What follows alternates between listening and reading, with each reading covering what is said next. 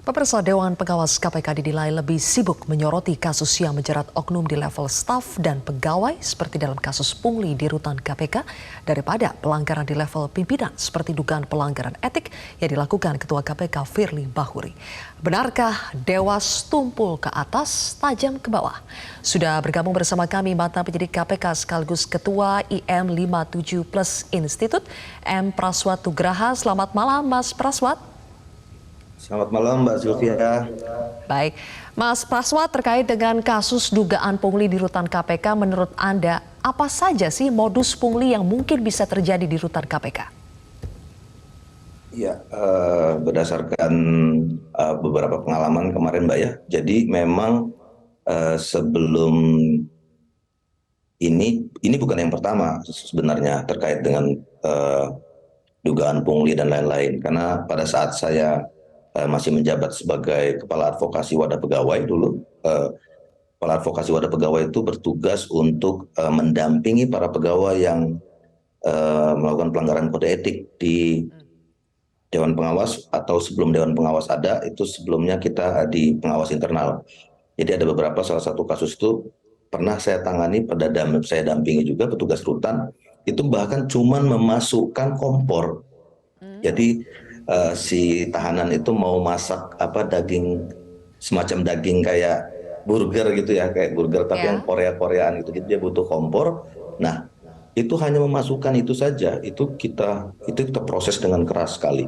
Jadi kita lakukan pengawasan ke dalam, kita juga melakukan interogasi terhadap terhadap rutan, terhadap petugas rutan dan lain-lain. Saya waktu itu juga sekaligus penyidik, sekaligus juga advokatnya pegawai, juga kemudian melakukan proses pengumpulan barang bukti, pengumpulan keterangan dan saksi untuk menghadapi sidang kode etik si pegawai yang bersangkutan. Jadi memang hal-hal tersebut pernah saya alami, pernah juga kita lakukan. Tapi baru sekali ini, Mbak Sylvie, itu baru sekali ini yang sampai ada uang miliaran gitu ya, dan itu melibatkan puluhan pegawai.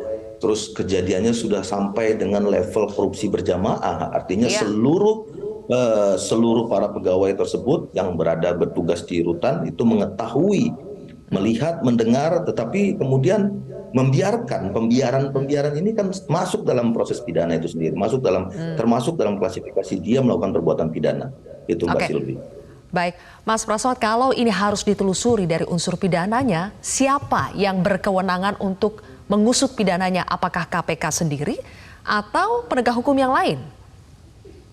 Jadi ada dua jenis sesuai dengan pasal 11 dulu waktu di Undang-Undang KPK itu kan ada yang merugikan keuangan negara setidaknya 1 miliar, lalu kemudian ada yang berkait dengan menarik perhatian umum dan lain-lain ya. Itu yang jadi KPK itu dibatasi oleh klasifikasi pada pasal 11 Undang-Undang KPK.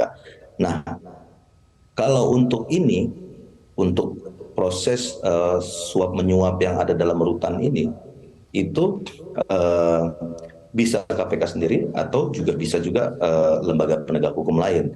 Tapi biasanya dulu apa yang terjadi itu kalau untuk hal-hal yang kecil seperti ini, biasanya lembaga penegak hukum lain yang melakukan tindakan dan penindakan. Karena juga apalagi dalam hal ini ya sudah sangat-sangat sensitif dan sudah sangat-sangat kerusakannya sudah sangat-sangat masif. Malah justru kami dari saya mantan penyidik juga justru malah berpikir bahwa ini harusnya dilakukan oleh penegak hukum lain karena rawan konflik of interest. Iya, karena supaya tidak jeruk makan jeruk ya, Mas Praswat ya. Kalau KPK juga yang berbuat, tapi KPK juga yang menelusuri kan dugaan pidananya. Menelusuri, bahkan mungkin juga tidak menutup kemungkinan setoran yang sudah nilainya sampai miliaran ini, Mbak. Bahkan saya dengar bahkan lebih dari 4 miliar itu juga mengalir ke atas. Nah pertanyaannya kemudian ya kayak kata Sylvie, kalau jeruk makan jeruk, kalau misalnya pun nanti dilakukan disidik oleh KPK atau dilakukan penindakan oleh KPK, siapa yang menjamin bahwa uang itu tidak sampai ke atas? Gitu. Oke, baik. Nah berbicara soal keterlibatan atas atau tidak ini Mas Praswat, kita sekarang masuk bagaimana Dewas ini disorot karena Ada anggapan Dewas ini kalau ke bawah itu tajam, tapi ke atas itu agak tumpul. Misalnya kita berbicara contoh berbagai dugaan pelanggaran etik yang dilakukan oleh Ketua KPK Firly Bahuri. Sudah beberapa kali lah ya pembocoran dokumen ESDM, pemberhentian Endar, sampai sewa helikopter untuk perjalanan pribadi. Tapi kan lolos-lolos saja. Nah, apakah Anda melihat ranah kewenangan Dewas yang terbatas atau Dewas memang kalau ke atas itu tumpul? Iya, jadi perlu saya jelaskan juga Mbak Silvi bahwa pelaporan Pak Firly ini sudah berkali-kali dan sudah banyak sekali alat bukti yang sudah dilaporkan ya. Jadi bahkan Bang Endar sendiri itu sudah melaporkan juga ke Dewas dengan beserta alat bukti yang lengkap dan lain-lain. Tapi pertanyaannya kemudian kenapa kok sampai hari ini tidak ada, bahkan selalu tumpul di atas. Nah, kami IM 57 Institute sangat mendukung diungkapnya seterang-terangnya dan bahkan dibawa harus diproses pidana praktek suap yang ada di rutan KPK. Tapi juga jangan kemudian jadi standar ganda ketika kemudian berhadapan dengan para pegawai di level staff. Dewas sangat gagah berani sekali, tapi ketika berhadapan dengan dugaan pelanggaran kode etik pimpinan, terutama Ketua KPK Firly Bahuri, lalu kemudian Dewas seperti tidak berdaya apa-apa. Bahkan Ketua Dewas sendiri pada saat kami melaporkan pelanggaran kode etik ini di bulan April itu menyampaikan dengan dengan berkali-kali berulang-ulang gitu meyakinkan para pelapor saat itu, para mantan komisioner KPK dan para ketua koalisi masyarakat sipil, termasuk saya sendiri hadir di sana, bahwa mereka tidak memiliki kewenangan. Ini yang sangat-sangat paradoks.